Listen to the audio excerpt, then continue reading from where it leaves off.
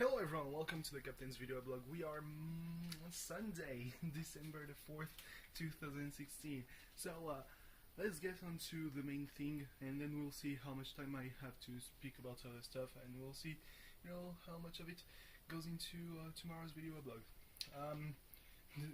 Besides talking smack, because halfway through TLC I remembered that, oh yeah, talking smack is a thing that happens even after SmackDown pay-per-views, and suddenly I was like, fuck. So just before talking about TLC, Shinsuke Nakamura is the new NXT champion. He won in Osaka. The match will be, will air on Wednesday's episode of NXT. Kind of spells, kind of seems like it's the end of Samoa Joe's spell in developmental. To be fair, he stayed for probably longer than he should have, but that's probably because of two things. Well, first, he had to have a run with the NXT title, obviously, and second, the injury, the time when he injured Tyson Kidd.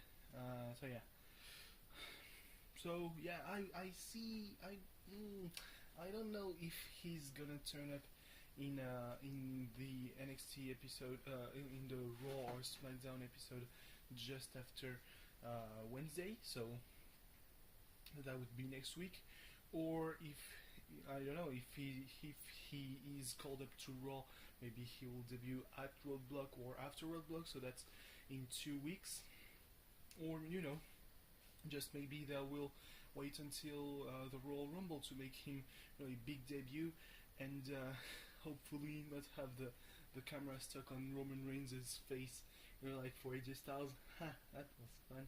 They had to release a video with unseen footage of what a normal camera crew should have done for AJ Styles' debut, instead of just having Roman Reigns' confused face when he was in the corner like that. So yeah, that was kind of silly. Speaking of silly, one thing that went through all the show, like if that wasn't enough to have shots of the crowd during the matches, they had those during the double feature. In the replays, they had the spot, the reaction of the crowd, and back to the normal broadcast. That is awful. This is bullshit. Honestly, this is bad. There's nothing to defend that. Nothing. So yeah, TLC was full of spots. Great card. Great matches. Only one didn't quite, feel like it belonged on a pay-per-view. Couldn't have belonged on the.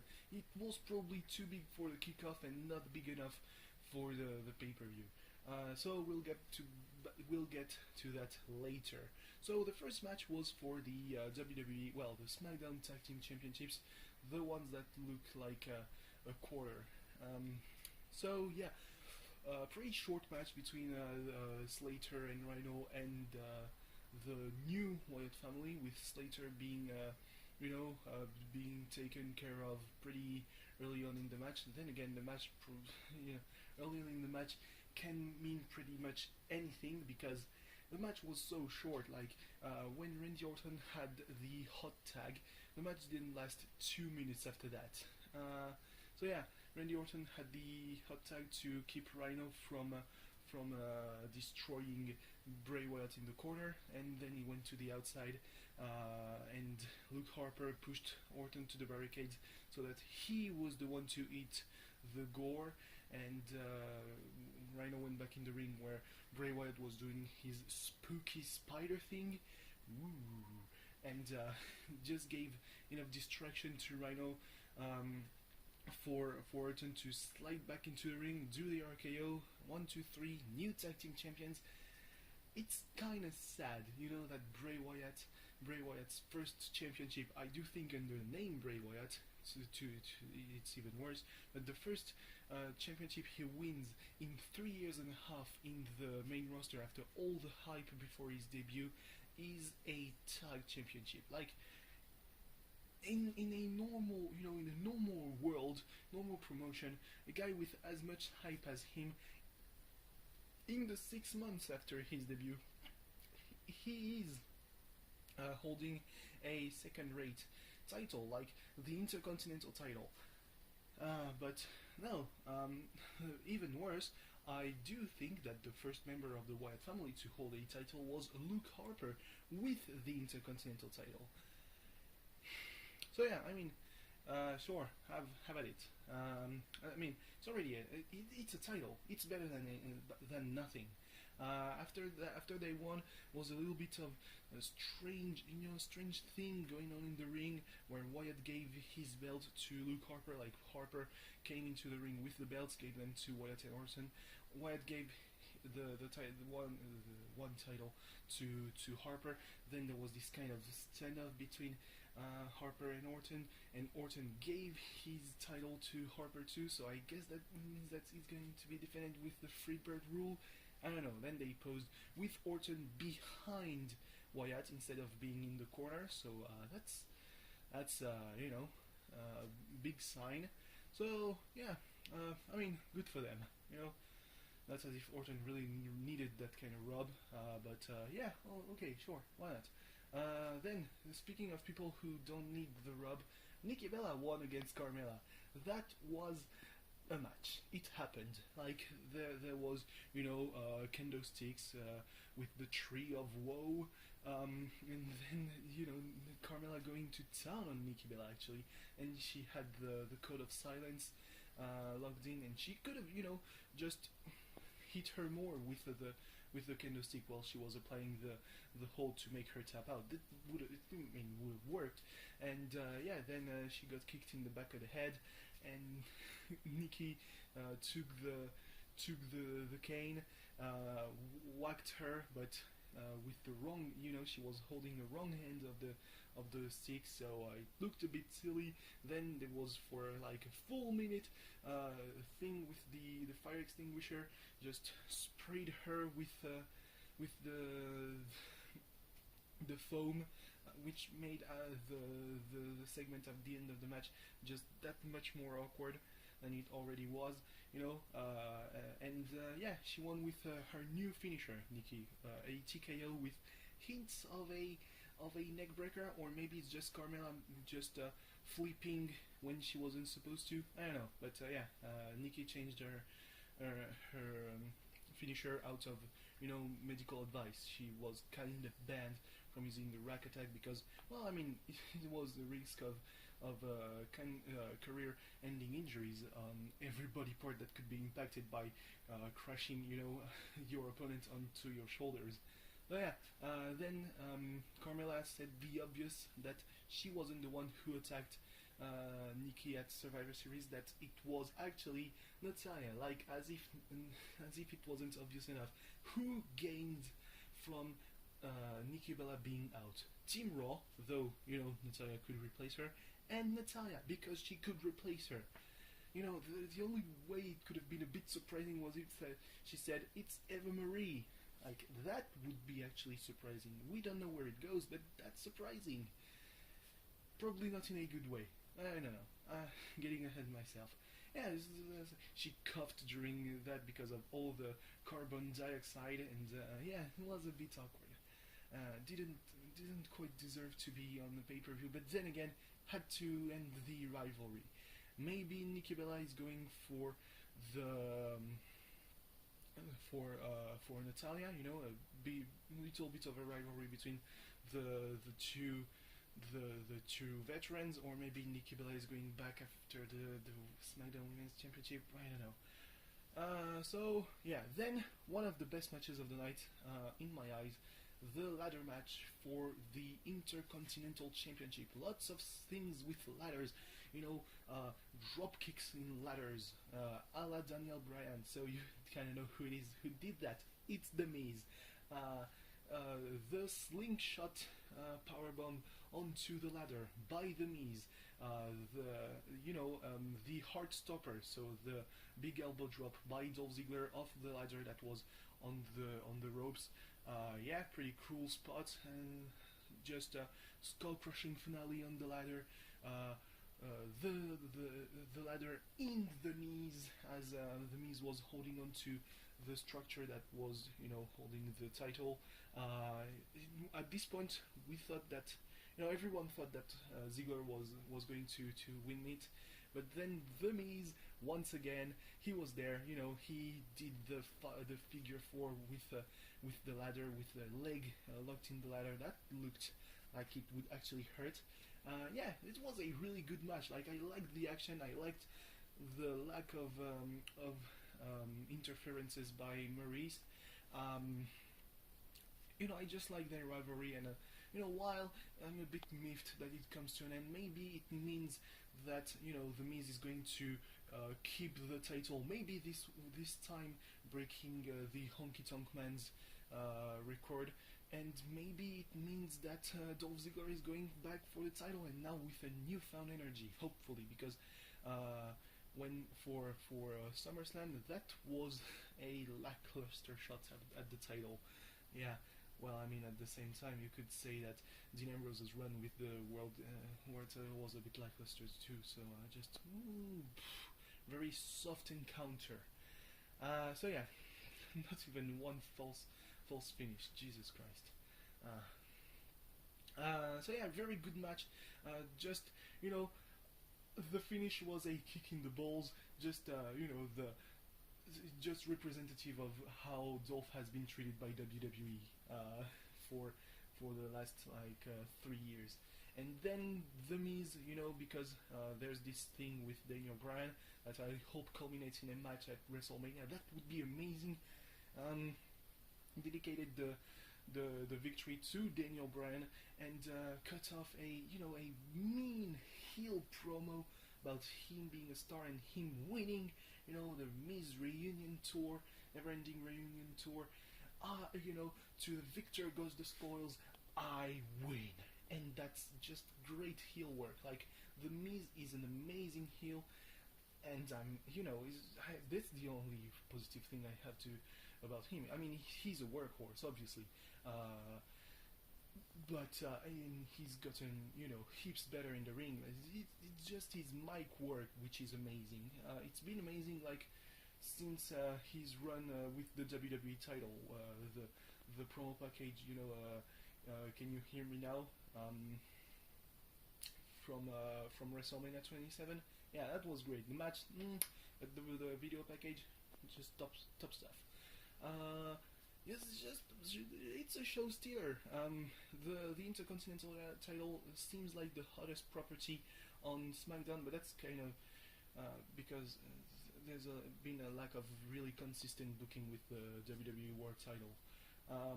So yeah, then there was the chairs match, which was one of the best chairs match I've seen. Just an average no disqualification match, but great chairs match. Like Kalisto using the chairs to his advantage for most of the match before he comes back to bite him in the ass. Like when Baron Corbin sets up like 6 chairs in a row, and just he gets driven into a chair, and then he gets onto the ring, and then in the corner into a chair, and then kicked in the face with a chair, and then there's a top rope thing when Kalisto drives himself into Corbin into the chairs. Just he takes lots of punishment, that dude, and despite that he still manages to put Kalisto through the deep six, like lots of spins and onto the arena floor. It looks like it's gonna be the turn of the tides, but not yet. First, you have to have the barricade spot with the Hurricane Rana. Really good Hurricane Rana. That's not what I mean or anything that I implied. Just kind of the usual stuff. So yeah.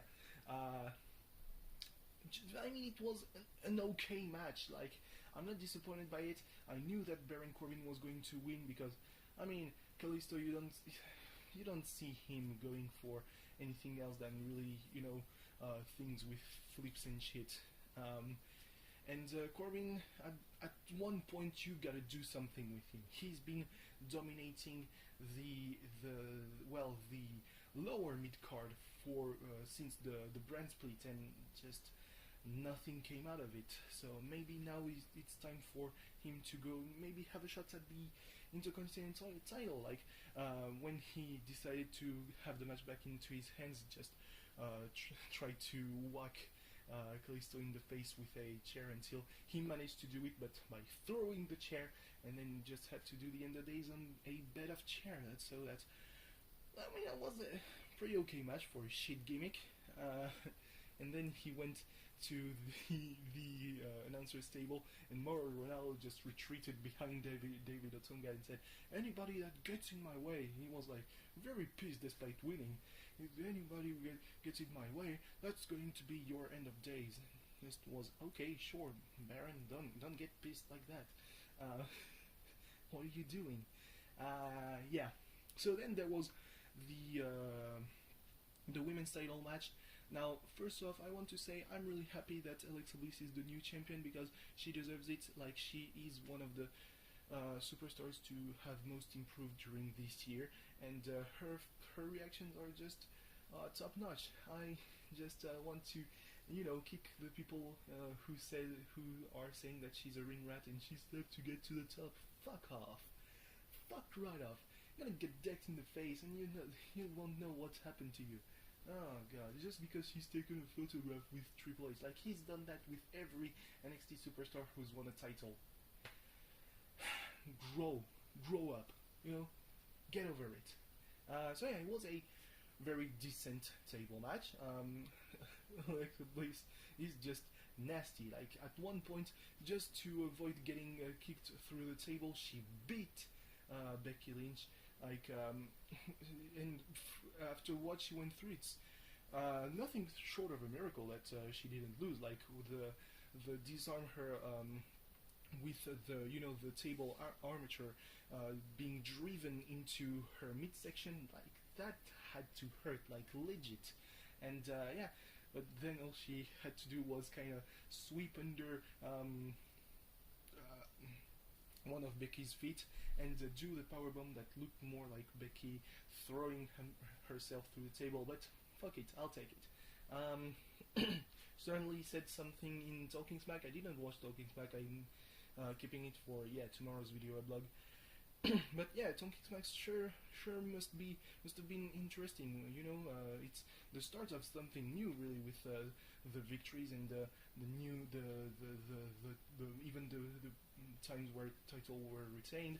But yeah, speaking of titles that were retained, the TLC match between Dean Ambrose and AJ Styles, fucking spot fest from Dean Ambrose, just setting up a ladder on top of the German commentators table and having the elbow drop through the American commentators table on AJ Styles, just throwing AJ through once again the armature of the table. Like, he took out one of the feet of the table with well, I mean, we're gonna say that it's his face for kayfabe. Just lots of spots, just the usual back suplex through a table, things with ladders, things with chairs, chair shot into the ladder to kick it in the face of Ambrose. At one point, it looked like AJ was going to win because he had done, he had already kept Ambrose to win by from winning by doing the phenomenal forearm while Ambrose was on the ladder, and yeah, he did a 450 splash, like springboard 450 splash through a table and through Ambrose too. So yeah, at this point he was pretty sure to win, and Ellsworth arrived. So Styles was very confused, then pissed, so went to kick Ellsworth in the face. Was setting up to do the exact same spot as on Tuesday, the Styles Clash from the steps, but with that time was, all the time was enough for Ambrose to recuperate, so a little lariat, and just a small dirty deeds onto the steel steps. So yeah, at this point we were like, Ambrose is winning, but then there was this look on his face, and we realized that Ellsworth has pushed the table because the ladder, and threw Ambrose through the tables. because I mean, obviously, like Ellsworth has said that he would like to, it would be an honor to face Ambrose, but then again, he feels like he has AJ Styles' number. So yeah, the shock on Ambrose's half-conscious face as he saw Ellsworth just do that. Hey, come on, Styles, climb the ladder, and the look on Styles' face, like, why has he done that? That gnome, you know. Just some stuff must have been said on Talking Smack, just setting up stuff from for this Tuesday. Tuesday's episode of SmackDown. I'm looking forward to watching Talking Smack. So, anyway, yeah, Marseille has won against Nancy 3-0, very convincing win, despite a lot of once again, wasted chances. Could have been a bigger score if people like NGA and Gomis and Thauvin would, shoot on target and not on the goalkeeper or outside of the goal. But yeah, they scored, so I'm okay with that. Lopez looked a little bit tired, but I mean, that's okay. He's like 19 years old. Give him a break. The Venker, amazing stuff from Venker. So yeah, 3-0 victory over Nancy. Best performance of the season. Things are looking up. Next up is Dijon, then Sochaux and Lille and Bastia to close out 2016. And that's actually a pretty good-looking end of year. Nice dominated Toulouse 3-0 with 3 goals that were essentially the same. Dante with the long ball onto a striker, and here you go. Failing at putting the strikers offside, and that's what you get. And apparently Seattle won 40-7 against the Carolina Panthers. That's just great. I mean, when you look at sports, you're happy when you're me. When you look at politics, it's more a mixed reaction. Like the populists, they were so happy that the referendum in Italy for like changes in the constitution. I will talk about it tomorrow maybe, because apparently the prime minister has decided to resign because of that. Didn't pass. And the populists, they were like, this is a great victory for the people of Italy, not being controlled by the EU and all that. And you're like, but the parliament has a lot of power, too much power. This is the kind of stuff that happened in the Fourth Republic in France, and the Fourth Republic lasted for like 12 years and had like 20 prime ministers, which is too much, because of all the control that, all the power that had the parliament. And they conveniently, the populists, forgot to talk about one of theirs, the candidate of the far right in Austria, losing the repeat of the second round of the presidential election to the ecologist. So like the same thing as the first time around. And oh boy, did we forget to talk about that? Sorry. I mean, you cannot talk about everything. It's a loss, but we're not gonna mention it. Sure. So anyway, thanks for watching. See you tomorrow. Bye. So yeah, maybe more stuff about politics, talking smack, and whatever comes through now. Bye.